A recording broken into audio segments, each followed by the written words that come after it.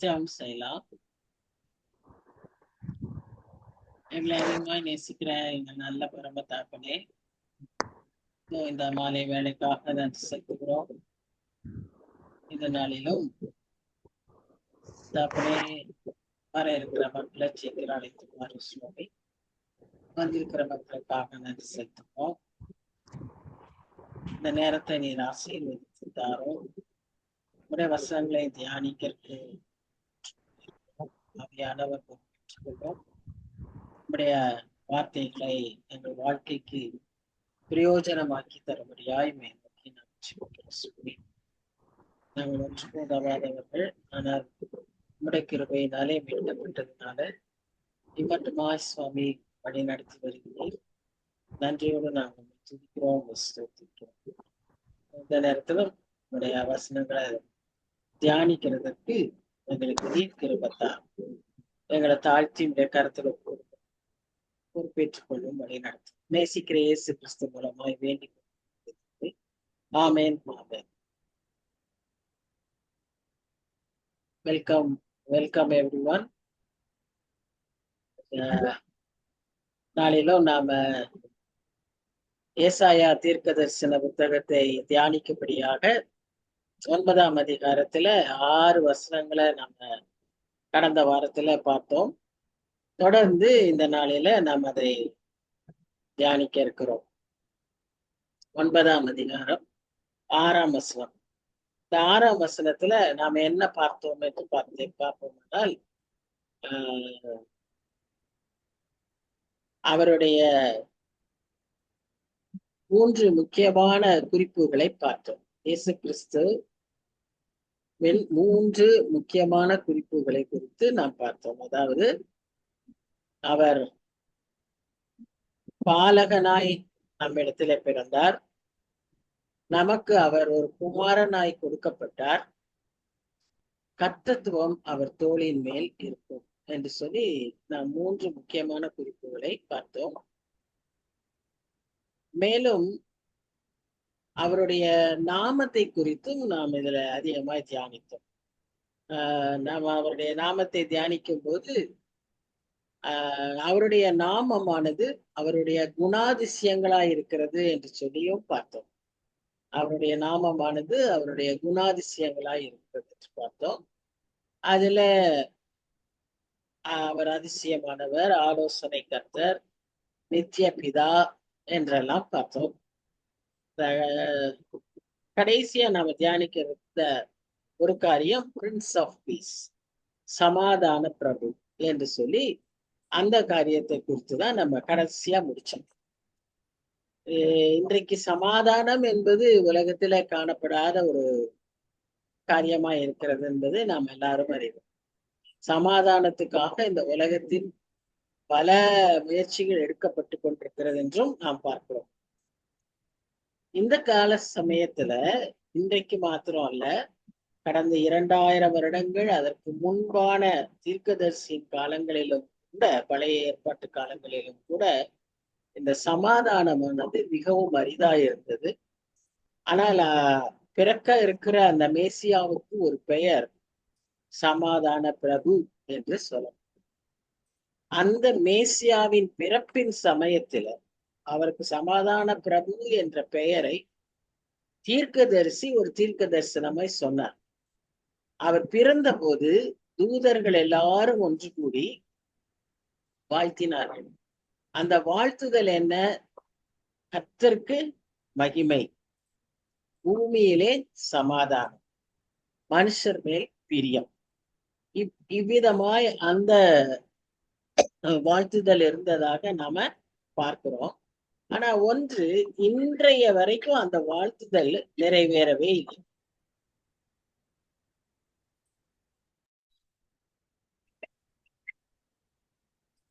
நாம் எல்லாரும் நன்றாய் அறிவோம், அவருடைய பிறப்பிற்கு அப்புறம் இன்றைய வரைக்கும் பூமியிலே சமாதானம் என்பது ரேர் கமாடிட்டி. மனுஷன் மேல் பிரியம், அந்த காரியமும் கொஞ்சம் கொஞ்சமாய் குறைந்து கொண்டு வருகிறதையும் பார்க்கிறோம். சோ இதுல இருந்து நாம என்ன அறிந்து கொள்கிறோம்? மேசியா பிறப்புக்கு இதெல்லாம் அடையாளமாய் சொன்னார்கள். ஆனால் இன்று வரை அந்த தீர்க்க தரிசனம் நிறைவேறவில்லை. ஆனால் இன்றைக்கு நம்மை நாமே ஒரு கேள்வியா கேட்போமானால், நாம் ஆண்டவருடைய பிள்ளைகளா இருக்கிற பட்சத்தில் நம்முடைய வாழ்க்கையின் மூலமாக நாம் என்ன பார்க்கிறோம்? அவரை நாம் மகிமைப்படுத்த முடியும். மனுஷர் உங்கள் நற்கிரியைகளை கண்டு பரலோகத்தில் இருக்கிற பிதாவை மகிமைப்படுத்த முடியும் என்று சொல்லி நாம் பார்ப்போம். அப்போ நம்முடைய வாழ்க்கையில நடக்கிற காரியங்களின் மூலமாக கர்த்தருக்கு மகிமை உண்டாகி கொண்டிருக்கிறதை நாம் அறிகிறோம். அதே போல நமக்குள்ளாக உலகம் தரக்கூடாத தெய்வீக சமாதானத்தை நாம் பெற்றுக்கொண்டிருக்கிறோம். ஏனென்றால் நாம் அவருடைய பிள்ளைகள். நம்மை அவர் தெரிந்து கொண்டார், நம்மை அவர் நடத்தி வருகிறார். இதன் நிமித்தமாக நாம் அவருக்கு பிரியமாய் வாழும்போது நம்முடைய வாழ்க்கையில சமாதானம் உண்டு. போர் நடக்குது, போர் மேகங்கள் சூழ்ந்திருக்கு, இதெல்லாம் இருந்தா கூட நம்முடைய வாழ்க்கையில நமக்கு ஒரு உலகம் தரக்கூடாத ஒரு சமாதானம், உலகம் தரக்கூடாத ஒரு சந்தோஷம் நமக்கு உண்டு. அது எப்படி நமக்கு கிடைத்தது? அது ஆண்டவராகிய இயேசு கிறிஸ்துவின் பிறப்பினாலும் மரணத்தினாலும் அதை நமக்கு தருகிறார். இயேசு கிறிஸ்து பிதாவோடு கூடிய ஒரு சமாதானத்தை, பிதாவினோடு ஒப்புரவாகுகிற ஒரு சமாதானம். நிறைய வசனங்கள் நாம் பார்க்கிறோம். பூலோகமும் மேலோகமும் ஒப்புரவாயிற்று. பூலோகத்தின் காரியங்களும் பரலோகத்தின் காரியங்களும் ஒன்று சேரும்படி இயேசு கிறிஸ்துவின் மூலமாக, அந்த ஒப்புரவாகுதலின் மூலமாக நமக்கு சமாதானம் கிடைத்தது என்று சொல்லி பார்க்கிறோம். சோ பரிசுத்தராகிய தேவனிடத்தில் நாம் சமாதானம் அடையும்படி கர்த்தர் நமக்கு அந்த வழியை திறந்து கொடுத்தார். ரோமர் 5ஆம் அதிகாரம் 1ஆம் வசனத்துல நாம் அதை பார்க்கிறோம். நாம் நீதிமான்கள் ஆக்கப்பட்டதினாலே, நாம் பை ஃபெய்த், விசுவாசத்தினாலே நாம் அந்த சமாதானத்தை பெற்றுக் கொள்கிறோம். இயேசு கிறிஸ்துவின் மூலமாய் தேவனோடு சமாதானமாய் இருக்கும்படி அந்த ஒரு பெரிய கிருபையை நாம் பெற்றுக்கொண்டோம் என்று சொல்லி பார்க்கிறோம். இரண்டாவதாக, so peace with God. இரண்டாவதாக, he brought peace of God. இயேசு தேவனின் சமாதானம், தேவனோடு சமாதானம். இப்ப தேவனின் சமாதானம் அது என்னது? பிலிப்பியரில் நாம் வாசிக்கிறது படி, பிலிப்பியர் 4ஆம் அதிகாரம் 6-7 வசனங்களிலே நாம் வாசிக்கிறது படி, peace that surpasses all understanding, எல்லா புத்திக்கும் மேலான தெய்வீக சமம். அப்படிப்பட்ட ஒரு சமாதானத்தை நாம் பெற்றுக்கொள்ளும்படியாக இயேசு கிறிஸ்து இந்த உலகத்தில் வந்தார். அவருக்குள்ளாக தான் நமக்கு அந்த சமாதானம். மூன்றாவதாக, அவருடைய ராஜ்யம், நித்திய ராஜ்யம் வரும்போது, அவருடைய நித்திய ராஜ்யம் நிலை பெறும் போது நாம் என்ன பெற்றுக்கொள்கிறோம்? சமாதானத்தை பெற்றுக்கொள்கிறோம். So peace from God. So peace with God, peace of God, and peace from God. All this is possible through the Prince of Peace, Lord Jesus. அதுதான் அந்த வசனத்தின் மூலமாக நாம் அறிந்து கொள்கிற ஒரு முக்கியமான கதை. 7ஆம் வசனம், இது ஒரு முக்கிய வசனம். ஏன்னு சொன்னா, அவர் சொன்ன வாக்கு தத்தத்தை அவர் வைராக்கியத்தோடு அதை நிறைவேற்றுகிற ஒரு காரியத்தை பார்க்கிறோம். அவர் சொன்ன வாக்கு தத்தம் என்ன? தாவீதின் சிங்காசனம் என்றென்றைக்கு நிலைத்திருக்கும். இதைத்தான் அந்த 7ஆம் வசனத்துல பார்க்கிறோம். தாவீதின் சிங்காசனத்தையும் அவனுடைய ராஜ்யத்தையும் அவர் திடப்படுத்தி அதை இது முதற்கொண்டு என்றென்றைக்கும் நியாயத்தினாலும் நீதியினாலும் இது சாமுவேல் புஸ்தகத்துல வாக்குத்தத்தமா கொடுத்திருந்தாரு. அதை இங்கே ஏசாயா கோட் பண்றாரு. நியாயத்தினாலும் நீதியினாலும் நிலைப்படுத்தும்படி அவருடைய கர்த்தத்துவத்தின் பெருக்கத்திற்கும் அதன் சமாதானத்துக்கும் so extension of his kingdom and no end of his peace. இதை எதை இது எப்படி முடியும்? சேனைகளும் கர்த்தருடைய வைராக்கியம் இதை செய்யும். நம்ம இந்த மெசாயாங்கிற ஒரு கோரஸ ஹேண்டில்ங்கிறவரு பாடிவார். அந்த பாட்டை எப்ப பாடினாலும் ராஜாக்கள் பிரபுக்கள் எல்லாருமே அந்த பாட்டுக்கு எழும்பி நின்று பாடுவாங்க. அல்லேலூயா கோரஸ் இல்லையா? ஏன்னு சொன்னா அது எப்படி பாடி முடியும்? And he shall reign forever. அவருடைய ராஜ்யம் என்றென்றைக்கும் நிலைத்திருக்கும். அதுதான் அதை சொல்லி பாடும்போது அது ஒரு வானத்திரள் சேனை பாடினது போல ஒரு பெரிய ஒரு இதா எழுதும். சோ அவருடைய ராஜ்யம் என்றென்றைக்கும் நிலைத்திருக்கும். அவர் தாவீதின் வம்சத்திலே வந்ததினாலே தாவீதின் சிங்காசனம் அவர் மூலமாக என்றென்றைக்கு நிலைத்திருக்கிறது. இதை நாம் அவருடைய தீர்க்க தரிசனமாக பல இடங்களில வாசிக்கிறோம். ஏசாயா புஸ்தகத்திலேயே 2ஆம் அதிகாரம் 2-4 வசனங்களில, 9ஆம் அதிகாரம் 7ஆம் வசனம், இந்த வட்டபாஸ்த வசனத்துல, 2 சாமுவேல் 7ஆம் வசனத்துல, மீகா புஸ்தகத்துல 4ஆம் அதிகாரத்துல, இங்க எல்லாம் நாம என்ன பண்றோம்னா இந்த ராஜாவின் சிங்காசனம் நிலை பெற்றிருக்கிறதை நாம் 8ஆம் வசனத்துல இருந்து கொஞ்சம் வித்தியாசமான ஒரு இதுல பேசுகிறார். இதுவரைக்கும் அவர் இயேசு கிறிஸ்து பிறக்க இருந்த இயேசு கிறிஸ்துவின் தீர்க்க தரிசனங்களை பேசினார்.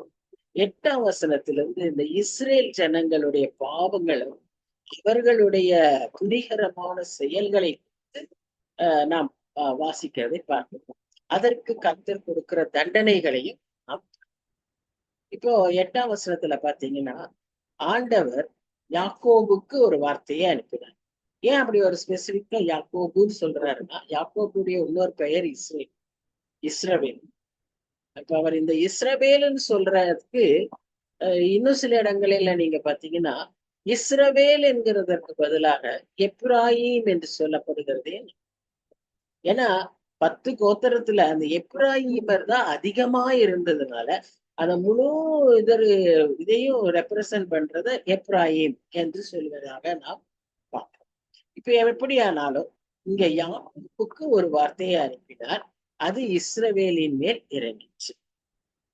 செங்கல் கட்டு இடிந்து போயிற்று. அப்படின்னா என்னன்னா, செங்கலினால் கட்டப்பட்ட கட்டிடங்கள் எல்லாம் இடிந்து போயிற்று.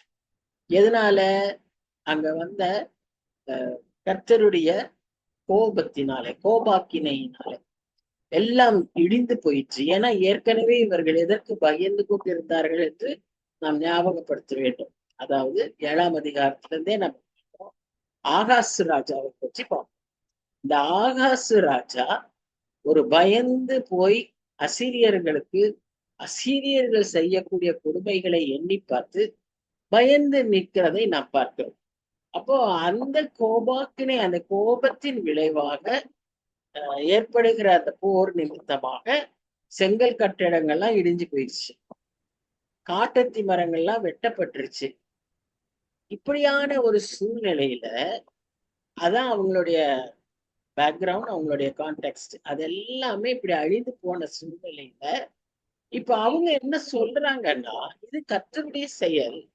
அவர்கள் என்ன சொல்லுகிறார்கள்? அவர்கள் ஆட்டிடியூட் எப்படி இருந்துச்சுன்னு பாத்தீங்கன்னா, செங்கல் கட்டு இடிஞ்சு போனா என்ன, நாங்க இப்ப நம்ம சொல்றோம் இல்லையா, ஹாலோ பிளாக்ஸ், அது மாதிரி பொழிந்த கல்லால நாங்க கட்டுவோம். காட்டத்தி மரங்கள் வெட்டி போட்டா என்ன, நாங்க அதுக்கு பதிலா கேதுரு மரங்கள் வைப்போம். இதெல்லாம் எதை காட்டுது? அவர்களுடைய அகந்தையையும் மனப்பெருமையையும் குறிப்பாவே வசனத்துல சொல்லியிருக்கு. இதை சொல்லுகிற எப்பிராயீமரும் சமாரியாவின் குடிகளுமாகிய எல்லா ஜனத்துக்கும் அது தெரிய வரும். எது தெரிய வரும்? கர்த்தருடைய கோபாக்கினை, கர்த்தருடைய எச்சரிப்பு. அவர் ஒரு எச்சரிப்பை கொடுத்திருக்கிறார். அதை அவர்கள் கேட்காம கர்த்தர் என்ன செஞ்சிருவாரு, அவர் என்னதான் செய்யட்டுமே அப்படிங்கிற ஒரு ஆட்டிடியூட்ல அவர்களுடைய பெருமை, அவர்களுக்கு அன்றைய நாட்கள்ல இருந்த செழிப்பு செல்வாக்கு எல்லாம் அந்த அளவுக்கு அவர்களை என்ன செய்ய வச்சது, பேச வைத்தது.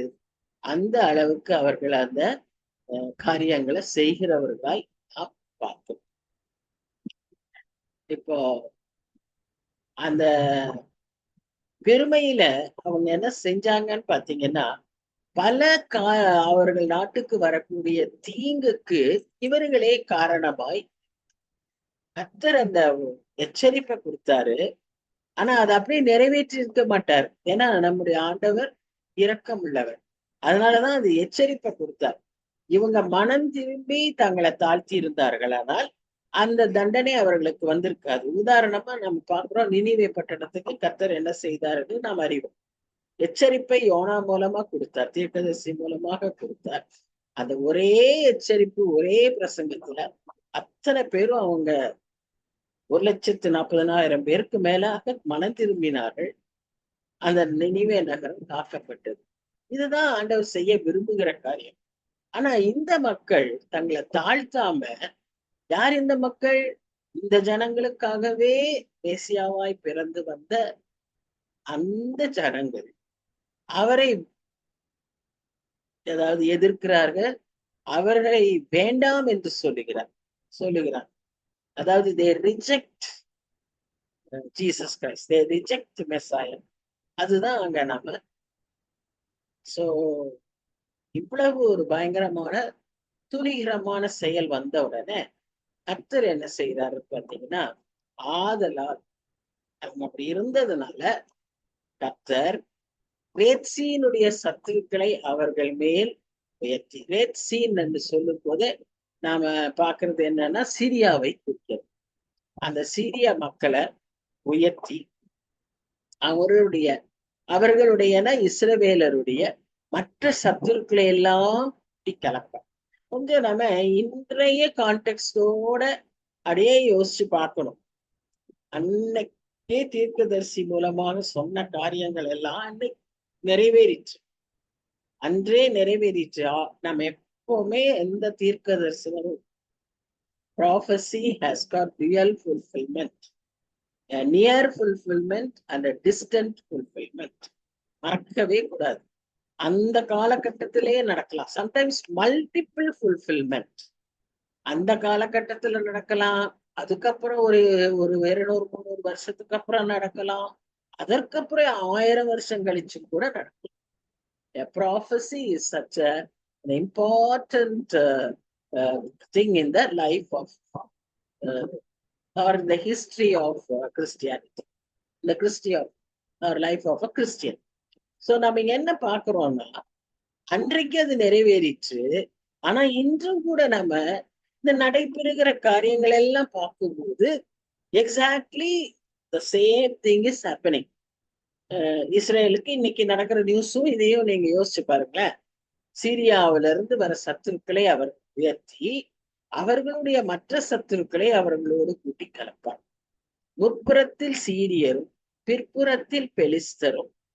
பெலிஸ்தருங்கிறவங்க எங்க இருக்காங்க? இந்த மேப்ல பாத்தீங்கன்னா இந்த காசா ஸ்ட்ரிப்னு இன்னைக்கு நம்ம சொல்ற அந்த இடத்துல இருந்துதான், அங்க அந்த ப்ளூ கலர் சீல கீழே எழுதியிருக்கு பாருங்க, காசா ஸ்ட்ரிப். அந்த பகுதியில தான் பெலிஸ்தியர் அன்றைக்கு இந்த காலகட்டத்தில் இருந்த பெலிஸ்தியர் இருந்தாங்க. இன்றைக்கு அது பாலஸ்தீனியர். There is a difference. Philistines are different from Palestinians. Palestinians are like, they are Arab people. They are not Philistines, but they occupy this Gaza Strip. அது இன்றைய காலகட்டம். அன்றைக்கு பெலிஸ்தியர்கள் இருந்தார். அந்த பெலிஸ்தியரும் என்ன பண்றாங்க பாருங்க, இஸ்ரவேலை திறந்த வாயால் பட்சிப்பார்கள். எப்படி இருக்கும் பாருங்க, வாயை திறந்துட்டு கடிச்சு சாப்பிடுற சிங்கம் போல திறந்த வாயால் பட்சிப்பார்கள். இவை எல்லாவற்றிலும் அவருடைய கோபம் ஆறாமல். இந்த பர்டிகுலர் ஃப்ரேஸ நீங்க பாருங்க, எப்படி நம்ம பாட்டு பாடும்போது ஒரு கோரஸை திரும்பி திரும்பி பாடுறோம், அதே மாதிரி இந்த particular phrase, the few sentences திரும்பி திரும்பி வரும். அதாவது அவருடைய கோபம் ஆறாமல் இன்னும் அவருடைய கை நீட்டினபடியே இருக்கிறது. இன்றைக்கும் அது பொருந்தும். ஏன்னா அந்த இஸ்ரவேலருடைய பாவங்கள் இப்படிப்பட்டதாய் இருக்கிறதை நாம் பார்க்கிறோம். இதுக்கு முந்தின வருஷத்திலே பார்த்தோம்ல, எவ்வளவு பெருமை அவங்களுக்கு, எவ்வளவு தைரியம், துணிகரம். கர்த்தருடைய கையில நமக்கு இருந்தா என்ன ஆகும்னு யோசிக்காம, கர்த்தரைங்களை தண்டிச்சா தண்டிச்சு போட்டுமே அப்படின்னு சொல்லக்கூடிய அளவுக்கு துணிகரமாய் அவர்கள் இருந்தது. ஒருவேளை அவங்க அன்னைக்கு அப்படி சொல்லிட்டாங்க, அவங்க இருந்தாங்க. இன்றைக்கு நம்முடைய செயல்பாடுகள் எப்படி இருக்கிறது என்று நாம் யோசிக்கிறோம். ஒரு சில நேரங்கள்ல நாம நடந்து கொள்ளுகிற விதம் கர்த்தருக்கு பயப்படுகிறவர்களோ கர்த்தரை பற்றி அறிந்தவர்களோ மாதிரியே இல்லை. மிகவும் துணிகரமாய் காரியங்களை செய்கிறவர்களாய் நாம் நம்மை காட்டிக்கொள்கிறோம். அதற்கு நாம் ஜாக்கிரதையா இருக்கும். இப்ப இங்க பாத்தீங்கன்னா அதேதான் போட்டிருக்கு. His anger is not turned away. His hand is stretched out still. அதனாலதான் judgment against Israel's pride was not enough. அதனாலதான் கை நீட்டப்பட்டியே நீட்டின மாதிரியே இருக்குன்னு சொல்லி இந்த 12ஆம் வசனத்துல வாசிக்கிறோம், 17ஆம் வசனத்துல வாசிப்போம், 21ஆம் வசனத்திலையும் வாசிப்போம். இந்த அதிகாரத்துல 3 முறை இந்த காரியம் திரும்ப திரும்ப சொல்லப்படுகிறது. இப்ப 13ஆம் வசனத்துல பாத்தீங்கன்னா ஜனங்கள் இப்ப என்ன செய்யறாங்கன்னு பாருங்க. தங்களை அடிக்கிறவர், அப்போ இந்த முந்தின 8ல இருந்து இருக்கிற வசனங்கள்ல நம்ம என்ன பார்த்தோம்? கர்த்தர் அவர்களை அடிக்கிறவராய், அதாவது கர்த்தர் அவர்களை தண்டிக்கிறவராய். 8ஆம் வசனத்துல அவர் எச்சரித்தார், அவர்களுக்கு ஒரு எச்சரிப்பை கொடுத்தார். ஆனா அவங்க கேட்கல. அதற்கு அவங்க துணிகரமா பேச ஆரம்பிச்சாங்க. துணிகரமா தங்க தைரியத்தையும் அலட்சியத்தையும் வெளிப்படுத்தினார்கள். பெருமையாய் மேட்டிமையாய் வெளிப்படுத்தின உடனே கர்த்தர் அவர்களை அடித்தார். இப்போ 13ஆம் வசனத்துல பார்ப்போம். தங்களை அடிக்கிறவரிடத்தில் திரும்பாமலும் சேனைகளின் கர்த்தரை தேடாமலும் இருக்கிறார்கள். ஆகையால் கர்த்தர் இஸ்ரவேலிலே தலையையும் வாலையும் கிளையையும் நாணலையும் ஒரே நாளிலே வெட்டி போட்டார். இப்ப தலை வாலன்னா என்னன்றது நம்ம பார்ப்போம். மூப்படும் கனம் பொருந்தியவனுமே தலை, பொய்ப்போய் போதகம் பண்ணுகிற தீர்க்கதரிசியே. இப்போ கர்த்தர் அவங்க மேல ஒரு பயங்கர கோபாக்கினையை ஊற்றும்படியாய் கோபத்துல அவர் அவர்களை தண்டிக்கும்படியாக ஆயத்தமாகிறார்.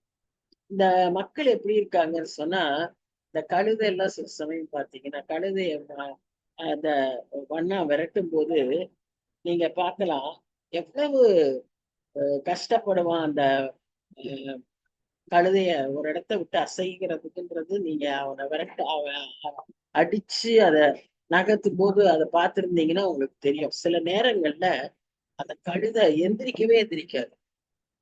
அதே மாதிரி அந்த கழுதை நகரவே நகராது.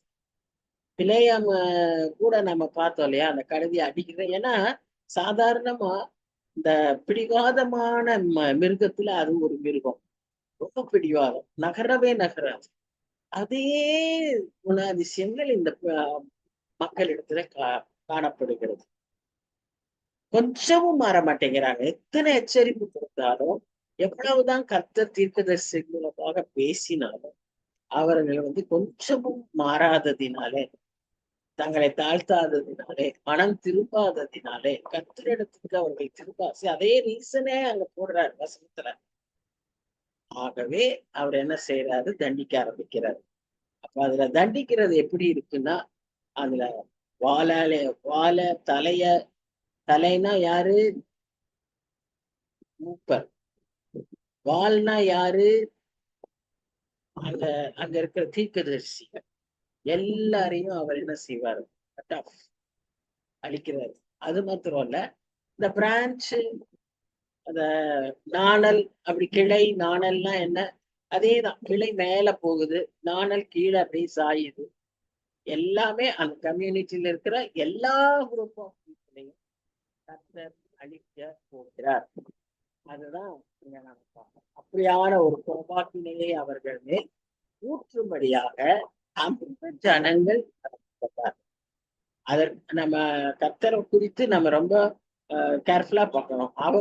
அவர் என்ன செய்யறாரு, அந்த ஜனங்களை எச்சரிக்கிறார். He sent a word to the Israelites, Jacob, to the house of Jacob ன்னு பார்க்கிறோம். அப்ப அந்த விதமாய் அவர் அவ்வளவு ஸ்பெசிபிக்கா அவங்களுக்காகவே எச்சரிப்பெல்லாம் கொடுத்தாரு. இப்ப நம்ம கொஞ்சம் யோசிக்கணும். அவருடைய பிள்ளைகளாகிய நமக்கு கூட கர்த்தர் எவ்வளவு முறை தன்னுடைய வார்த்தைகளின் மூலமாக பல செய்திகளின் மூலமாக நமக்குள்ள நம்முடைய சுபாவங்கள், நம்முடைய பெருமைகள், தாழ்த்த முடியாத கடினமான இருதயம், இதனால என்ன செய்யறோம், நம்ம சிலதெல்லாம் அலட்சியப்படுத்து.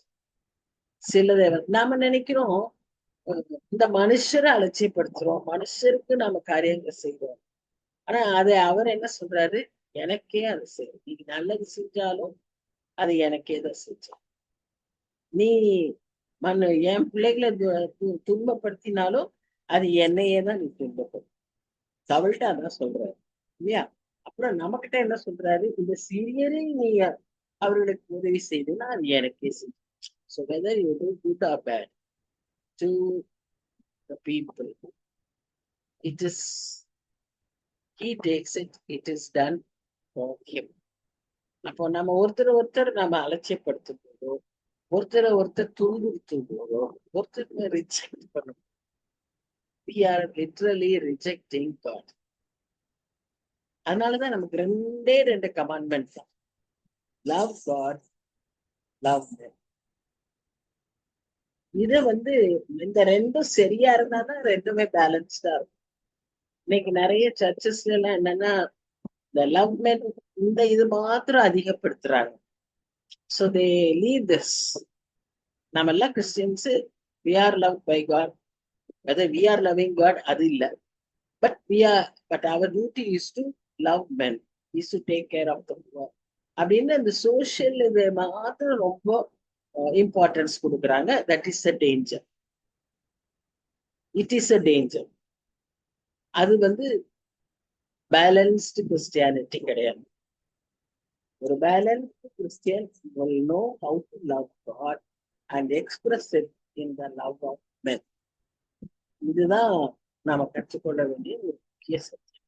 இப்ப இங்க என்ன பாருங்க, இந்த ஜனத்தை நடத்துகிறவர்கள், இந்த லீடர்ஸ் எல்லாம் எத்தருமாய் கள்ள மக்களாய் அவர்களால் நடத்தப்படுகிறவர்கள் நாசமடைகிறவர்களாய் இருக்கிறார்கள். Very true reality even today in many places. We find the leaders, they are not fit to be leader. They are so devious in their beliefs, devious in their ways. அந்த சபையும் அந்த ஜனங்களும் அவர் பின்ன செல்லுகிற மக்களும் அவர்களை போலவே போவதற்காக நாசமடைகிறார்கள். அது மாத்திரம் இல்ல, அப்படியான ஒரு சூழ்நிலை அந்த கம்யூனிட்டியில இருக்கிறதுனால, இந்த இஸ்ரேல் தேசத்தில் இருப்பதினால ஆண்டவர் அவர்கள் வாலிபர் மேல் பிரியமாய் இருப்பதில்லை. அவர்களில் இருக்கிற திக்கற்ற பிள்ளைகள் மேலும் விதவைகள் மீதும் இறங்குவதும் இல்லை. இது கர்த்தரை பற்றி நம்ம சொல்றத நம்பவே முடியாது இல்லையா? கர்த்தருடைய குணாதிசயமே இரக்கம். ஆனா எவ்வளவு அவர்களால கோபப்பட்டு அவர்களுடைய செயல்களினாலே பாதிக்கப்பட்டதினாலே இவ்வளவு காரியத்தை அவர் செய்கிறார். அவங்க மேல பிரியமா இல்ல, அவங்களுக்கு இறங்கவும் இல்லை. இன்னும் என்ன பாக்குறாருன்னா, ஏன்னா அந்த கம்யூனிட்டி எப்படி இருக்குன்னா, அதாவது Israelites, I am talking about கம்யூனிட்டினா அந்த whole Israel, northern part of Israel, யூதாவும் பெஞ்சமினை விட்டு மற்ற 10 கோத்திரத்தாரும் மாயக்காரரும் பொல்லாதவர்களுமாய் இருக்கிறது. எல்லா வாயும் ஆகாமியம் பேசும். ஆகாமியம்னா பெருமை மாத்திரம் இல்ல, விக்கெட்னஸ். பொதுவா ஆகாமியத்துக்கு English translation wickedness. All that is wrong, deceitfulness, கள்ளத்தனம், கபடு, பேதவம், கெட்ட வார்த்தை, சண்டை, எல்லாமே. இவை எல்லாவற்றிலும் அவருடைய கோபம் ஆறாமல் இன்னும் அவருடைய கை நீட்டினபடியே. 12ஆம் வசனத்துல இதே கோரஸ் பார்த்தோம். இந்த 17ஆம் வசனத்திலும் அதே chorus. What does it imply?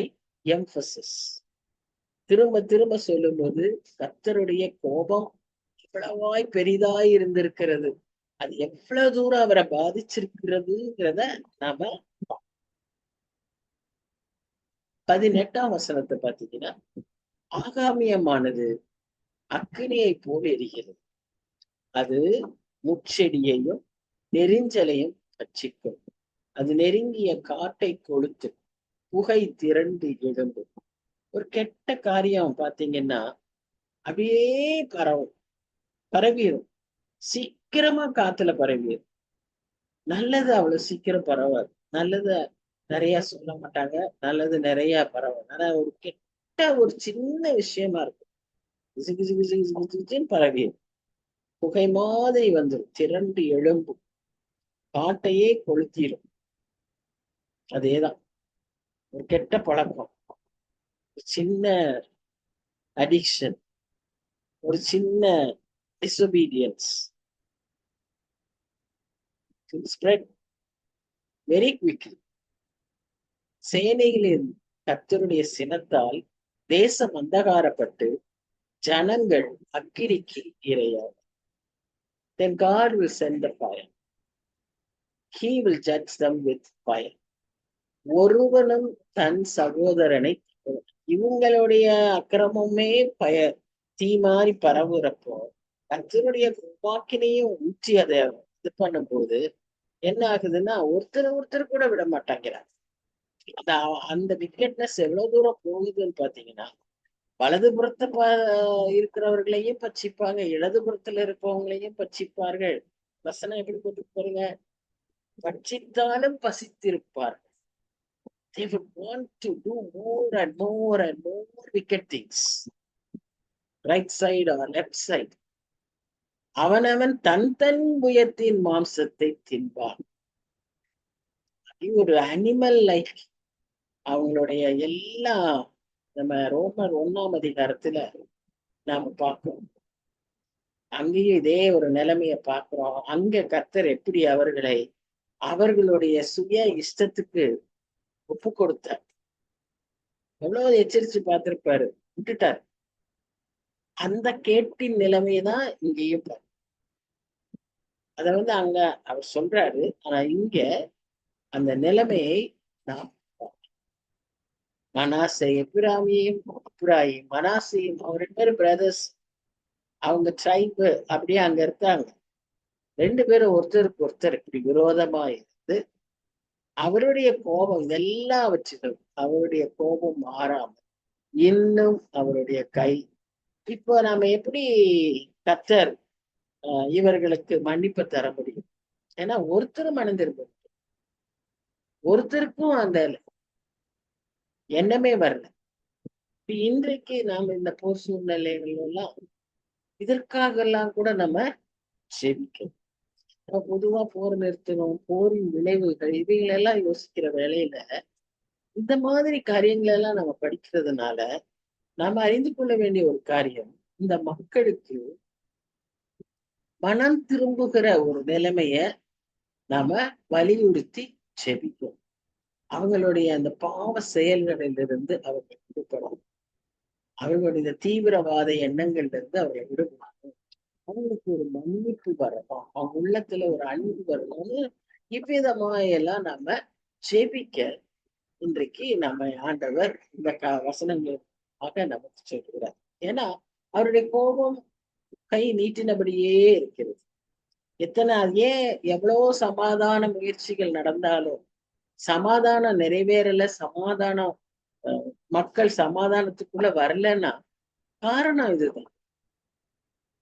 We are not addressing the problem. ஜெனரலா நம்ம அந்த தலைவர்களும் பேசிட்டே இருப்பாங்க. They talk about mechanisms, they talk about the procedures. What is the basis? அது நமக்கு தான் தெரியும். கர்த்தருடைய பிள்ளைகளாகிய நமக்கு தான் தெரியும். அப்ப நம்ம பொறுப்பு என்ன? இதுல நாம எப்படி அவர்களுக்காக ஜெபிக்கிறோம் தான் முக்கியம். நமக்கு இந்த சூழ்நிலை எல்லாம் வந்தா நாம எப்படி நடந்துக்கிறோம்? That is the thing. இப்ப பாருங்க, அவங்களே தீயை மூட்டுற மாதிரி ஒருத்தரை ஒருத்தர் பச்சிக்கிறது இதெல்லாம் பண்ணும்போது கர்த்தர் ஒரு புதுசா கோபாக்கனை விட்டவே வேண்டாம். ஒரு கமெண்டேட்டர் சொல்றாரு, புதுசா கர்த்தர் ஒண்ணும் கோபத்தை அவங்க மேல ஊற்ற வேண்டியது இல்ல, அவர்களுக்குன்னு வச்சிருந்த பாதுகாப்பை அவர் எடுத்துடுறாரு. See how he punishes them by lifting the protective arm. ஒருவேளை the protective fence around them, the protective cloud upon them, அதை எடுத்துடுறாரு. அல்லது the protective wings upon them, உன்னதமானவரின் மறைவில் இருக்கிறார், அவருடைய சட்டைகளுக்கு கீழே இருக்கிறார். அந்த சட்டையை எடுத்துட்டாருன்னு வச்சுக்கோங்க, அந்த வேலியை எடுத்துட்டாருன்னு வச்சுக்கோங்க, அந்த கிளவுட் நம்ம நம்ம என்ன பண்றோம்? these days we even take the அவருடைய ரத்த கோட்டைன்னு சொல்றோம், அது எல்லாத்தையும் அவர் எடுத்துடுறாரு. எதெல்லாம் நமக்கு பாதுகாப்பா இருக்கோ அதை லிஃப்ட் பண்ணிடுறாரு. போதும். இந்த பட்சிக்கிறவர்கள் இப்படியும் அப்படியும் நம்மள பட்சிச்சு இதுல ஒரு பயங்கரமான ஒரு நிலைமையில God's way of punishment is different. It is to be very, very, very bad. We cannot imagine how to. So, first, அவங்களுடைய விக்கெட்னஸே என்ன ஆயிடுச்சு? இவ்விதமான கர்த்தருடைய நியாயத்திற்கு ஒரு ஃபியூயலா இருந்துச்சு. இரண்டாவதாக அவர்களே தங்களை பட்சித்து அவர்களுடைய தீய செயலினாலே அவர்களே தங்களை தாங்களே பட்சித்து கொண்டார்கள் என்று சொல்லி, அதனாலதான் திரும்ப 3ஆம் முறையாக இந்த கோரசக பாடப்பட்டதாக நாம் விதமாக அந்த 9ஆம் அதிகாரத்தை தீர்க்க முடித்திருக்கிறார். இனி நாம 10ஆம் அதிகாரத்திற்குள்ளாக 10ஆம் அதிகாரமும் கூட விசேஷித்த அதிகாரம். ஒவ்வொரு அதிகாரமுமே எசாயா புத்தகத்துல ஒவ்வொரு அதிகாரத்திலையும் அழகான நிறைய காரியங்கள் அதுல சொல்லப்படுகிறதை நாம் பார்க்கிறோம். இந்த 10ஆம் அதிகாரத்துல நாம் என்ன பார்க்கிறோம்னா, ஜான் மெக்கார்த்தர்ங்கிற பெரிய கமெண்டேட்டர் அவர் என்ன அந்த அதிகாரத்துக்கு சொல்றாருன்னா, God's sovereignty and man's will, அதாவது கர்த்தருடைய ஆளுகை, கர்த்தருடைய ஆட்சியும் மனிதனுடைய அதற்கான ரெஸ்பான்ஸும், அதுல ஒரு கூடிய உரிமையாய் அது வாழ்கிற மனிதனுடைய ரெஸ்பான்ஸ், மேன்ஸ் வில் அப்படின்னு இந்த அதிகாரத்துக்கு அவர் பேர் வச்சு எடுத்த உடனேயே இப்ப நம்ம அந்த பழைய 9ஆம் அதிகாரத்தின் சூழ்நிலைகள் எல்லாம் பார்த்தோம். கிணைக்கு தூண்டி விடுகிற மாதிரி ஜனங்களுடைய எல்லா ஆட்டிடியூடும் இருந்துச்சுன்னு சொல்லி பார்க்கிறோம். இப்போ ஃபர்ஸ்ட் எடுத்த உடனே பார்த்தா அதிகாரத்துல என்ன வாசிக்கிறோம்னா, ஏழைகளை வழக்கிலே எப்படியெல்லாம் வாட் வேர் தேர் சின்ஸ், எப்படியெல்லாம் துணிகரமாய் அவர்கள் செய்தார்கள், அதுல ஒரு ஆஸ்பெக்ட் பார்த்தோம். இப்ப இதுல இன்னொரு ஆஸ்பெக்ட், ஏழைகளை வழக்கில தூண்டப்படும், என் ஜனத்தில் சிறுமையானவர்களின் நியாயத்தை கூட்டவும், விதவைகளை சூறையாடவும், திக்கற்ற பிள்ளைகளை கொள்ளையிடவும், அநியாயமான தீர்ப்புகளை செய்கிறவர்களுக்கும் கொடுமையான கட்டளைகளை எழுதுகிறவர்களுக்கும். இந்த 2 வசனமும் ஒருவேளை more focused towards the lawyers, judges, advocates, உங்களுக்கு அது பொருந்தும் என்று சொல்லி நம்ம 2 விதமா ஜட்ஜ்மெண்ட் எப்பவுமே. ஒண்ணு சரியான நீதி கொடுக்கணும், தவறு செய்தவர்களை கண்டிப்பாக தண்டிக்கணும், சரியாக தண்டிக்கணும், அவர்களுக்கு அதன் மூலமாக ஒரு பாடம் அவர் aim should be to correct them. punishment should be aimed to correct, not to destroy. அழிக்கணும்னு நாம ஒருத்தரை தண்டிக்கிறதுக்கு நமக்கு எந்த அதிகாரமும் இல்லை. நம்முடைய தண்டனைகள் அவர்களை திருந்த வைக்கும், திருந்த செய்யும். இரண்டாவது, குற்றமற்றவனை பாதுகாப்பு. சட்டம் குற்றமற்றவனுக்கு பாதுகாப்பாய் இருக்கும். இங்க பாத்தீங்கன்னா ஏழைகள், அவர்களுக்கு ஒரு வழக்குன்னு சொன்னா எவ்வளவு பணம் செலவாகும்ன்றதை நமக்கு தெரியும். அவங்களுக்கு அது பணமே இருக்காது. அந்த மாதிரி ஏழைகள் மேல அந்த கேஸ தூக்கி போட்டுருவாங்க. ஸோ அவங்களுக்கு ஃபைட் பண்ணவோ அவங்களுக்காய் பேசவோ யாருமே இருக்க, அவங்க நியாயத்தை புரட்டிடுவாங்க. அந்த மாதிரி விதவைகள், திக்கற்ற பிள்ளைகள் எல்லாரையும் யாரெல்லாம் who cannot represent, who finds it very difficult, அவங்க எல்லாம் இந்த மாதிரி ஒரு எக்ஸ்ப்ளாய்டேஷனை நாம அந்த நாட்கள்ல பார்த்துருக்கோம். இந்த லீடர்ஸ்ன்னு சொன்னாங்களே, தலை என்று போட்டாங்க, அந்த மூப்பர்கள், அந்த எல்டர்ஸ் ஆஃப் த கம்யூனிட்டி, அவங்க இந்த மாதிரி செய்கிறவர்களா இருக்காங்க. அது மாத்திரம் அல்ல, தீர்ப்புகளை அநியாயமாய் எழுதியிருக்கிறார்கள். அது அநியாயம்னா என்ன? தண்டிக்கப்பட வேண்டியவன் தப்புவிக்கப்படலாம், தப்புவிக்கப்பட வேண்டியவன் தண்டிக்கப்படலாம். இன்னைக்கு சமுதாயத்துல, இன்றைக்கு சமுதாயத்துல இது நடக்குதா இல்லையா? There is a separate law for the rich, a separate law for the. எதெல்லாம் புவருக்கு தப்போ அதெல்லாம் சரி, யாருக்கு? பணக்காரங்க. அப்படிதானே ஒரு நியாயம் இங்க நம்ம பார்க்கிறோம். நம்ம நாட்டிலையும் அதெல்லாம் இருக்கு. இதுக்காக எல்லாம் கூட நாம் செபிக்க வேண்டியவர்களாய் இருக்கிறோம். இந்த மாதிரி எல்லாம் செய்றீங்களே, 3ஆம் வருஷத்துல கேட்கிறாரு, விசாரிப்பின் நாளிலும் தூரத்திலிருந்து வரும் பால் கடுப்பின் நாளிலும் நீங்க என்ன செய்யும்? யார் உங்களுக்கு உதவி செய்யும்? நீங்க இப்படி அராஜகமாய் ஆளுகை செய்யும் போது உங்களுக்கு யார் உதவி செய்வா? உங்களுக்கு ஒரு உபத்திரவம் வரும்போது, உங்களுக்கு ஒரு துன்பம் வரும்போது யார் உங்களுக்கு உதவி செய்யும்? நீங்க யாரிடத்தில் ஓடுவீர்கள்? உங்கள் மகிமையை எங்கே வைத்து விடுவீர்கள் அப்படின்னு கேட்கிறது. அடுத்த வசனத்துல, கட்டுண்டவர்களின் கீழ் முடங்கினால் கொலை செய்யப்பட்டவர்களுக்கும் விடுவார்கள். இவை எல்லாவற்றிலும் அவருடைய கோபம் மாறாமல் இன்னும் அவருடைய கை நீட்டினபடியே தொடருது பாருங்க. So when will God's hand be folded? எக்ஸ்டெண்டடாவே இருக்கு.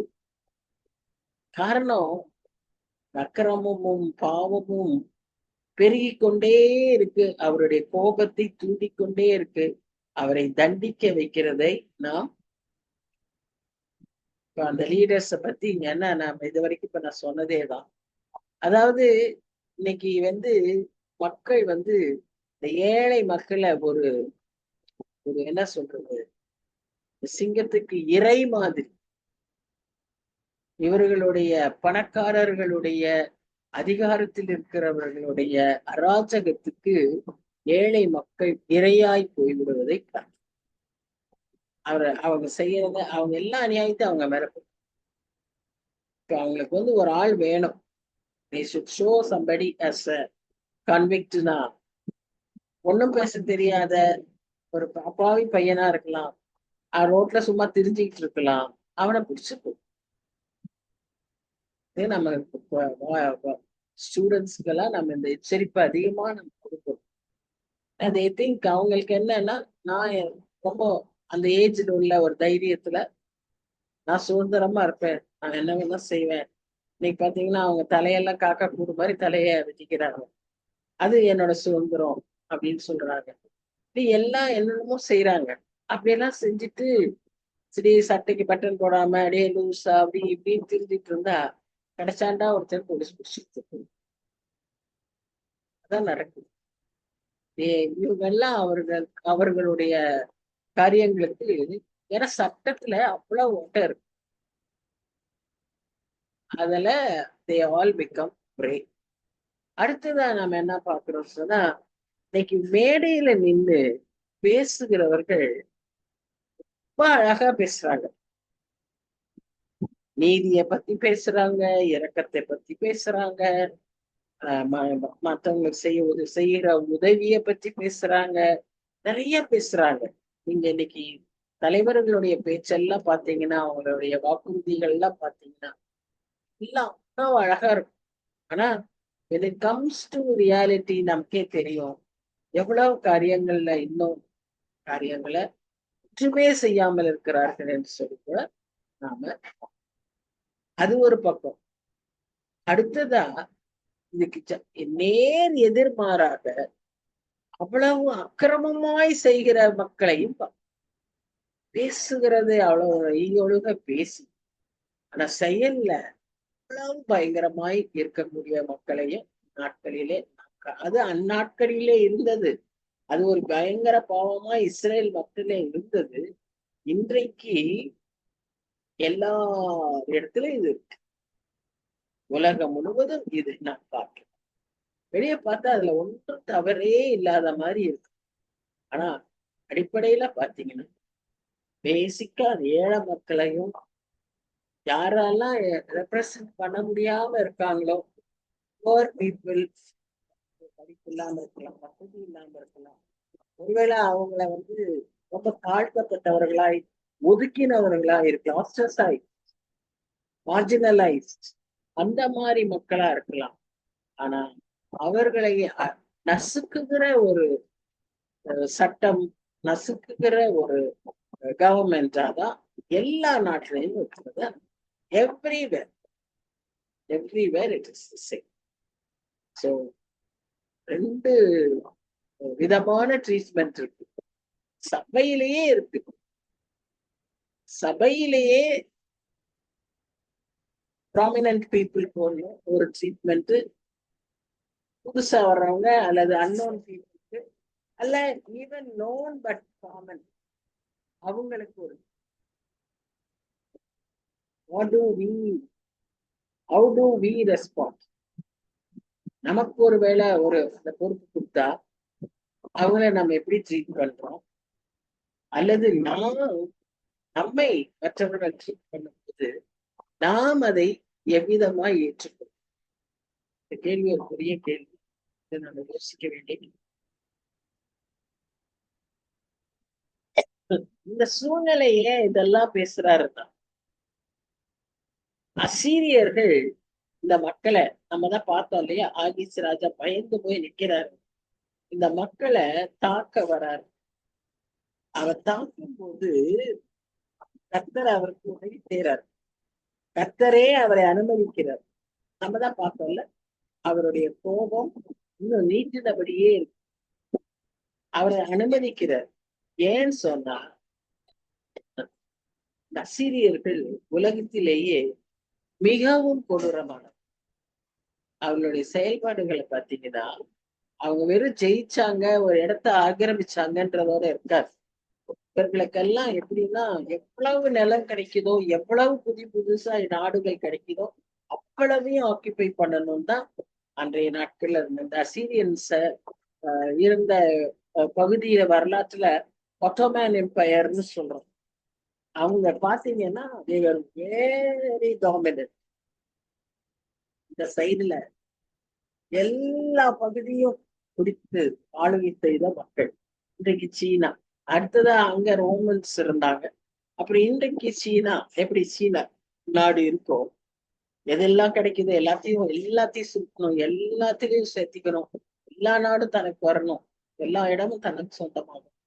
அவ்விதமான ஒரு greed for land and for nations the Assyrians. அது மாத்திரம் அல்ல, வெரி க்ரூவல் பீப்புள்.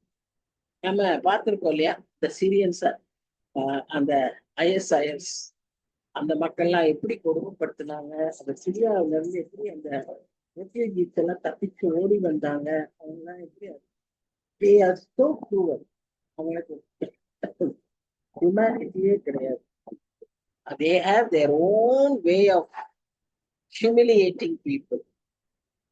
அடக்குவாங்க இந்த மக்களை.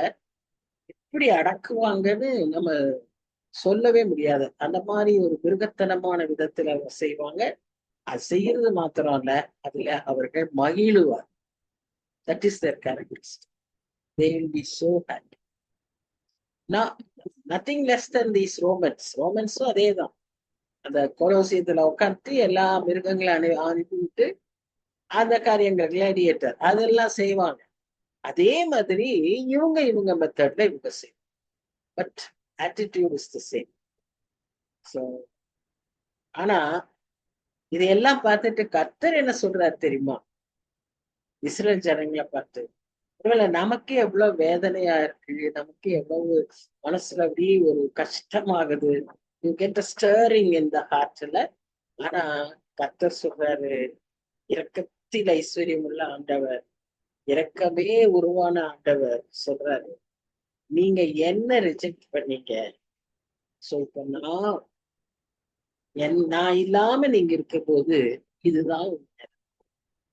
என்னை கூட்டிட்டு போய் என்னோடு சேர்ந்து இருந்தா, நான் உங்களோடு இருந்தேன்னா, தட்ஸ் a different scenario. எப்பவுமே நீங்க ஜெயமா இருக்கு. ஆனா என்ன வேண்டாம்னு சொல்லிட்டீங்க இல்லையா, இப்போ நீங்க இந்த மாதிரிதான் இருப்பீங்கன்னு சொல்லுகிற விதமாய் அவருடைய செயல்பாடு அங்கே இருந்தது. இந்த சப்ஜுகேஷன் பத்தி நம்ம பேசும்போது ஒரு சின்ன கிளாரிபிகேஷன் இந்த இடத்துல. ஏன்னா அந்த வார்த்தை அங்க யூஸ் பண்ண வார்த்தையினால இந்த கிளாரிபிகேஷன். அங்க யூஸ் பண்ணப்பட்ட வார்த்தை எபிரேய வார்த்தை காரா. காரான்னு சொன்னா அர்த்தம் வெட்கத்தோட அவமானப்பட்டு தலை குனிந்து பணிந்து இருக்கிற ஒரு நிலைமைக்கு பேரு தான் காரா. ஆனா இந்த பணிந்து குனிந்து இருக்கிற நிலைமைய வெளிப்படுத்தல் விசேஷத்துல மூப்பர்கள் செய்ததாய் பார்த்தோம். 24 மூப்பர்களும் நீங்க பாத்தீங்கன்னா அடிக்கடி எப்பெல்லாம் கர்த்தரை புகழ்கிறார்களோ, என்ன சொல்லி புகழும் போதும் இப்போ சேனைகிரி தேவனாகிய கர்த்தரை நீ பரிசுத்தர் பரிசுத்தர் உடனே எல்லாரும் விழுந்து திரும்ப கர்த்தரி நாமத்தினாலே அவர் வருகிற சொத்தரிப்பட்டார், உடனே அவங்க எல்லாம் விழுவாங்க. இப்படிதான் அங்க சீன். சோ அங்க இருக்கிற மூப்பர்கள், அவரை ஆராதிக்கிறவர்கள், வணங்குகிறவர்கள் எல்லாரும் அப்படி விழுந்து பணிகிறாங்க. Is it the same? இல்ல. எபிரேய மொழியில அதுக்கு 2 விதமா அதை எக்ஸ்பிரஸ் பண்றாங்க. அப்படி விழுகிறதற்கு பேரு ஷக்கா, worship. It means worship, bending down and worshiping God. Oh, you bow down yourself with humility, with reverence, with ஒரு பயம். அதுக்கு பேரு ஷக்கா. அடுத்தது தண்டிக்கப்பட்டு அவமானப்பட்டு வெட்கப்பட்டு அப்படி குனிந்து ஒரு இருக்கக்கூடிய ஒரு ஹியூமிலியேஷன், அதுக்கு பேரு கரா. இந்த இடத்துல அந்த அசீரியர்கள் இந்த மாதிரி கராங்கிற இந்த விதத்துலதான் அந்த மக்களை பனிஷ் பண்ணுவாங்க அப்படின்னு சொல்லி பார்ப்போம். அன்னைக்கு அசீரியர்கள் பனிஷ் பண்ணாங்க. இன்னைக்கு நமக்கு அசீரியர்கள்லாம் தேவையில்லை. நம்முடைய செயல்பாடுகளுக்கு கர்த்தரே நமக்கு அப்பப்போ சிக்ஷிக்கிறதையும் நமக்கு அவ்வப்பொழுது தண்டிக்கிறதையும் நம்ம பார்க்கிறோம். நாம் எந்த நிலைமையில் நம்ம எப்பொழுதும் அந்த ஷக்காங்கிற அந்த ஆராதிக்கிற பணிந்து குனிந்து முழங்கால் படிட்டு தாழ்த்தி அந்த விதமான ஒரு நன்றியுள்ள இருதயத்தோடு மகிழ்ச்சியோடு அவரை ஆராதிக்கிற நிலைமை நம்ம இடத்துல ஒருபோதும் இந்த கராங்கிற அனுபவம் நமக்கு இருக்க வேண்டாம் என்று சொல்லி நாம இந்த ரெப்பிட்டிஷன் ஆஃப் திஸ் பிரேஸ் எதுக்கு இதை திரும்ப திரும்ப சொல்லப்பட்டு கொண்டே இருக்கிறது என்று பார்ப்போம். ஆனால் இதற்கு காரணம் அந்த மக்கள் தங்களை தாழ்த்தவும் மனம் திரும்பவும் கர்த்தர் எதிர்பார்க்கிறது. இதுல இன்னொன்னு நம்ம நிச்சயமா பார்க்கிறோம். அது என்ன? கர்த்தருடைய நியாய தீர்ப்பு நிச்சயம் உண்டு. கர்த்தருடைய நியாய தீர்ப்பு இப்படி டக்குன்னு ஒரு இதுல முடிச்சிடாது, தொடர்ச்சியா இருக்கு. போன அதிகாரத்துல 12ஆம் வசனத்துல வாசிச்சது திரும்ப இந்த அதிகாரத்திலையும் வாசிக்கிறோம், தொடர்ந்து வாசிக்கிறோம். இது ஒருவேளை ஒரு சின்ன அதிகாரமா இருக்கலாம். It will be a span of so many years. Today, even today, it happens. 2000 years. அதுக்கு மேல இல்ல. கர்த்தருடைய நியாய தீர்ப்பு நிச்சயமாய் வரும். அது நிலைத்திருக்கும், தொடர்ந்து இருக்கும். இதெல்லாம் நமக்கு கொடுக்கிற எச்சரிப்பு என்ன? மனம் திரும்பும், மனம் திரும்பும். இந்த அதிகாரத்தில் இத்தனை தடவை அந்த வசனம் திரும்ப திரும்ப சொல்லுதான். கர்த்தருடைய கரம் நீட்டினபடியே இருக்குன்னா அது ஏதோ ஒரு நியூஸ் மாதிரி வாசிச்சுட்டு போகிறக்கு. It should stir your heart to repentance. ஆண்டவரே, நான் இந்த மாதிரி ஒரு கரம் நீட்டினபடி, என்னை நோக்கி நீட்டினபடி இருக்கக்கூடாது சுவாமி. எனக்கு பாதுகாப்பா இருக்கிறதெல்லாம் நீர் எடுத்துட்டீரு, ஆனா நான் என்ன ஆவேன் சுவாமின்னு நாமே தாழ்த்தி நாம் என்ன செய்யணும்? அவரிடத்துல மனம் திரும்புவதற்காகத்தான் அந்த இதை திரும்ப திரும்ப அவசியம். சரி, இப்ப 5ஆம் வசனத்துல பாத்தீங்கன்னா, என் கோபத்தின் கோலாகிய அசீரனுக்கு ஐயோ, அவன் கையில் இருக்கிறது என் சினத்தின் தண்டாம். 2 விஷயத்தை இங்க பார்க்கணும். அவருடைய கோபம், அந்த கோபத்துக்கு தூள், அந்த கோல் யாரு? அசீரியன். அசீரியனை இவ்விதமாய் இந்த மக்களை தாக்குவதற்கு பயன்படுத்தினது யார்? ஆண்டவர். ஆனா அவ கையில அவன் என்ன மெத்தடு மிலிட்டரி யூஸ் பண்ணா எல்லாமே கர்த்தருடைய அனுமதியோடு அது நடக்குது. அவனுடைய ஆட்டிடியூட் எப்படி இருந்துச்சுன்னா, இப்ப நான் கர்த்தரால யூஸ் பண்ணப்படுறேன் அப்படின்னா நாம என்ன நினைக்கணும்? எனக்கு ஒண்ணுமே இல்லை, கர்த்தர் என்னை பயன்படுத்துறாரு அப்படிங்கிற எண்ணம் நமக்கு இருக்கு. இதுல அது இல்லாம நான் என்ன செய்வேன் பார், என்னால என்ன செய்ய முடியும். So it is all thinking of அவனுடைய சொந்த கர்த்தர் என்ன செய்ய சொன்னாருங்கிறத விட முக்கியமா இவன் சொந்த அவனுடைய எல்லா பழி வாங்குறதையும், அவனுக்கு இருக்கிற அந்த ஆக்கிரமிப்பு உணர்வுகள், ஆதிக்க உணர்வுகள், அகந்தை, இது எல்லாவற்றையும் அதுல அவன் வெளிப்படுத்துறதுனாலதான் அவர் சொல்ற வசனம் பாருங்க, என் கோபத்தின் கோலாகிய அசீரியனுக்கு ஐயோ. ஏன் ஐயோ? அவன் கர்த்தரால பயன்படுத்தப்படும் தானே, அப்புறம் எதுக்கு ஐயோ? ரீசன் இஸ், இவன் தான் சொந்த விதத்துல அதை செய்ய முயற்சிக்கு. அதனால அவங்க உலகத்திலேயே wicked, most wicked people. They may be used as a rod by God. அவருடைய கோபத்துக்கு ஒரு கோலாக அவர்களை பயன்படுத்தினாலும் அவர்கள் பயங்கரமான மனிதர். அவங்க என்ன செய்யறாங்கன்னு பாத்தீங்கன்னா, தங்களுடைய சுய அவங்க காமிக்கிறதுக்கு ஆரம்பிச்சிடுறாங்க. அதனாலதான் அவங்களுக்கு பயங்கர மேட்டிமை, அவர்களுக்கு பயங்கர பெருமை, இதெல்லாம் உண்டாகிறது நம்ம பார்க்கணும். சோ அதனாலதான் அவனுக்கு ஐயோ என்று சொல்லிட்டோம். இதேதான் இது வடபகுதியில் உள்ள இஸ்ரேல் ஜனங்களுக்கு இதே நிலைமைதான் பாபிலோனியருக்கும் ஏற்பட்டது. பாபிலோனியரையும் கர்த்தர் இவ்விதமாய் பயன்படுத்தினார் என்று சொல்லி யாரை அழிக்க? எருசலேம் பட்டணம், யூதா ஜனங்களை அழிக்க. அவங்க 1ஆம் அதிகாரம், 2ஆம் அதிகாரம், ஏசாயா 14ஆம் அதிகாரம், இதெல்லாம் வாசிக்கிறோம். அவர் எப்படி பாபிலோனியரை யூதா மக்களை அழிக்கிறதுக்கு பயன்படுத்தினார் என்று சொல்லி. God, just because God is using somebody, they cannot escape judgment. They should not think they are very close to God. God will use anybody. God can use somebody for fulfilling his purpose.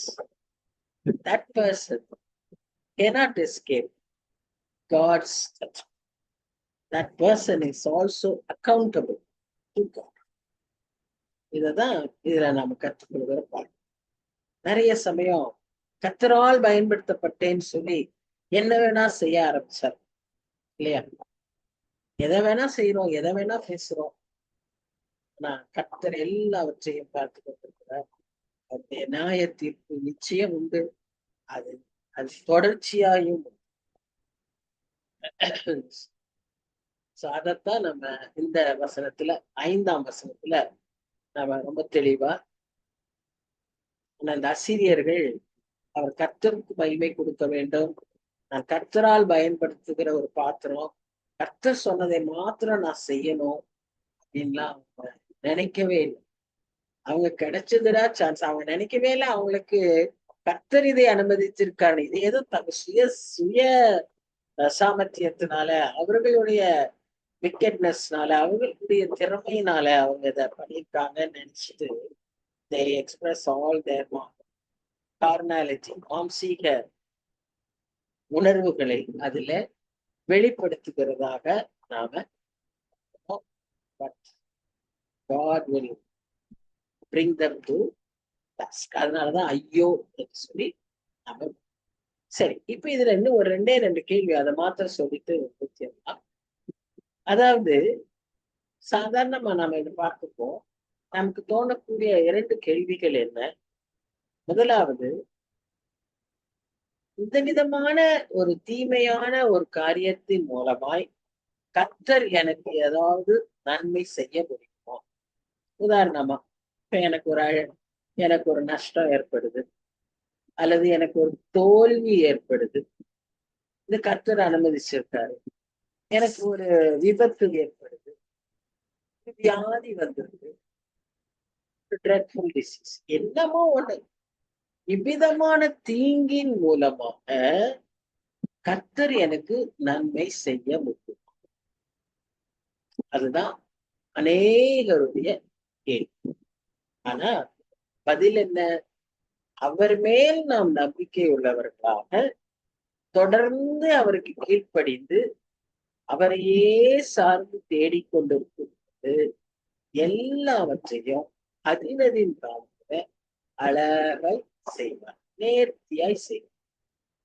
நிறைய சமயம் அந்த தீங்கு ஏற்படுகிற சமயத்துல, தோல்வி ஏற்படுகிற சமயத்துல, நஷ்டங்கள் வருகிற சமயத்துல, இதனால எனக்கு என்ன நன்மை இருக்க போகுதுன்னு, இல்லை எனக்கு ஏதோ நன்மையா தரப்போறாரு கர்த்தர், ஏதோ நன்மைக்காக தான் இது செஞ்சிருக்காருன்னு 80% of people will not think.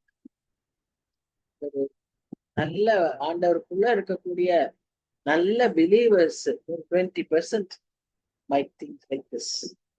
ஆனா today God tells us, if we trust him, எந்த சிச்சுவேஷன் ஆனாலும் கர்த்தர் நம்மை காப்பதில் உண்மை உள்ளவரால் அவர் நமக்கு அதன் மூலமாக ஒரு நன்மையை தர சித்தமாய் இருக்கிறார். அதனாலே நாம் அடங்கி, அதனாலதான் அவருடைய பலத்த கைக்குள் அடங்கிருங்கள், அவருக்குள்ள நம்ம கீழ்ப்படிஞ்சு அவரையே சார்ந்து தேடி அடங்கியிருக்கோம். 2வதா நமக்கு ஏற்படுகிற இன்னொரு பிரச்சனை,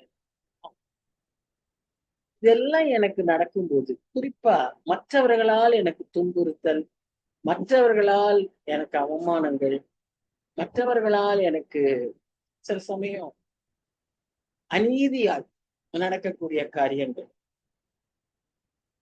இந்த நேரங்கள் எல்லாம் கர்த்தர் என்னை காணாமவே விட்டுட்டாரா, என்னை கவனிக்கவே இல்லையா? பாத்தீங்கன்னா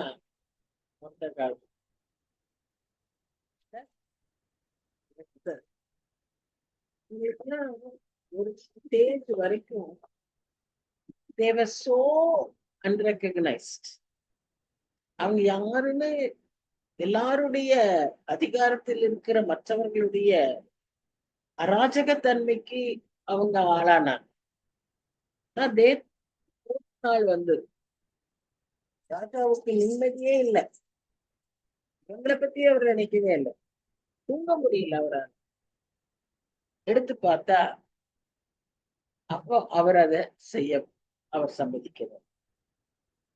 10ஆம் அதிகாரம் அதுக்காகவே எழுதப்பட்டது. மொர்தெகாய்க்கு கொடுக்கப்பட்ட கனத்தை பற்றி வாசிக்கிறதுக்கே அந்த 10ஆம் அதிகாரம் அவ்வளோ உயர்த்தினாரா அந்த. So God will never forget. God is always there looking upon us. நாம என்ன செய்யணும்னா அவரை சார்ந்து அவருடைய சித்தத்தை செய்கிறவர்களாய், எப்பொழுதும் அவருக்கு கீழ்ப்படுகிறவர்களாய், அவருடைய வேலைக்கு காத்திருக்கிறவர்களாய். எவ்வளவு வருஷம் கழிச்சு இந்த மருதகாய்க்கு இந்த உயர்வு, எவ்வளவு சீன் மாறிச்சு பாருங்க. ஒரு ஒரு சிம்டம் கிடையாது, ஒரு சைன் கிடையாது. இப்படி நடக்கும்னு ஒருத்தர் சொல்லவே முடியாது. பட் அவ்வளோ அழகா காரியங்கள் மாற அது நான் கர்த்தருடைய செயல்பாடு. அவருடைய பாதுகாப்புக்குள்ள நாம் இருந்துட்டோம்னா, அவருடைய கரத்துக்குள்ள அடங்கி இருந்தோமானா இதெல்லாம் நமக்கு கிடைக்கும். விட்டுட்டு நம்ம தூரமா போனோம், அவர் தன் பாதுகாப்பை எடுத்துருவார். அவர் கை நம்மேல் நீட்டினபடியாயிரும் வாங்க அழிந்து மிகுந்த ஜாக்கிரதையோடு அதிகாரங்களின் மூலமாக இந்த இஸ்ரவேல் ஜனங்களுடைய அந்த அகந்தை, தைரியம், துணிகரம், கர்த்தருக்கு விரோதமாய் போய் செயல்படுகிற காரியங்கள், கர்த்தர் மேல பயமற்ற ஒரு நிலைமை, இதையெல்லாம் மாற்றி அவருக்கு கீழ்ப்படிந்து அவரை சார்ந்து நம்ம கர்த்தர் நம்மை நிச்சயம் பாதுகாப்பார். நிச்சயம் நம்மை நல்ல ஆண்டவரே, மாலை வேளையில கூட இந்த வசனம், நீர் எவ்விதமாய் எங்களை ஆளுகிற தேவனாய் இருக்கிறீர், எப்படி எங்களை நேசிக்கிற தேவனாய் இருக்கிறீர். ஆண்டவரே, நீ தண்டிப்பதற்கு முன்பாக எச்சரிக்கிற தேவனாய், எச்சரிப்பின் சத்தத்துக்கு நாங்க கீழ்ப்படிய, எச்சரிப்பின் சத்தத்தை கேட்க பழகிக்கொள்ள உதவி செய்யும். அதற்கு அடங்க எங்களுக்கு தாழ்த்த கிருபத்தார் நாங்க எங்களை தாழ்த்தி நாங்க உங்களுடைய கருத்துக்குள்ள இருக்கும்போது நாங்க எப்பொழுதும் உண்மை ஆராதிக்கிறவர்களாக, தாழ்மையோடு பணிந்து கொள்ளுகிறவர்களாக, உயர்ந்த கனத்தை பெற்றவர்களாய் நாங்கள்.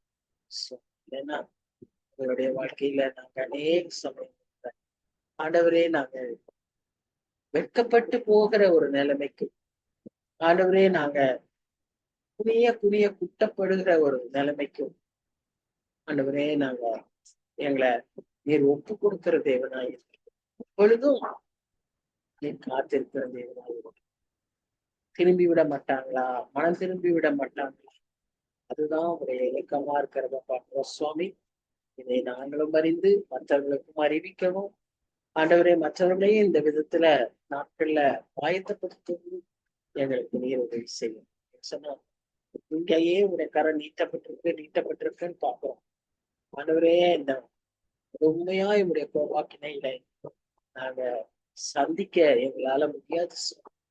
வேதத்தில் உள்ள அந்த பயங்கரங்கள்லாம் எங்களுக்கு நேரிடும் போது நாங்கள் என்ன ஆகும்? தப்பிக்க நீர் இருக்கிறீர். உங்களுக்குள்ளாய் நாங்க ஒளிந்து கொள்ள எங்களுக்கு அந்த கிருபையத்தான், உடைய கருத்துக்குள்ளாய் அடங்கி இருக்க எங்களுக்கு உதவி செய்யும். உடைய கோட்டையினாலே நாங்கள் கூட்டிக்கொள்ள எங்களுக்கு கிருபைத்தான். ஆசீர்வதியும் இதற்கு ஒவ்வொருவருக்காக நடத்துகிறோம். வந்த மக்களை ஞாபகப்படுத்தும், தடைகளை நீக்கி போடும். நடுவரே, அடுத்த வாரம் நாங்க எல்லாருமா வர்றதுக்கு நீங்க செய்யுங்க. லீவு நாட்களா இருக்கிறதுனால அநேகருக்கு பல பிரச்சனைகள் வந்ததை நாங்க பாக்குறோம். ஆனாலும் தேவரீர் நீர் எங்களுக்கு இவ்வளவு அருமையான சத்தியங்களை கொடுக்கிறதுக்காக புதுமையாய் வழி நடத்துங்க. காத்து நேசிக்கிற இயேசு கிறிஸ்து மூலமாய் வேண்டிக் கொள்கிறோம். ஆமென். ஆமென். So thank you everyone. God bless you. Thank you, God ma'am. bless you. Thank you, ma'am. Thank you. Thank you, Annie. Thank you.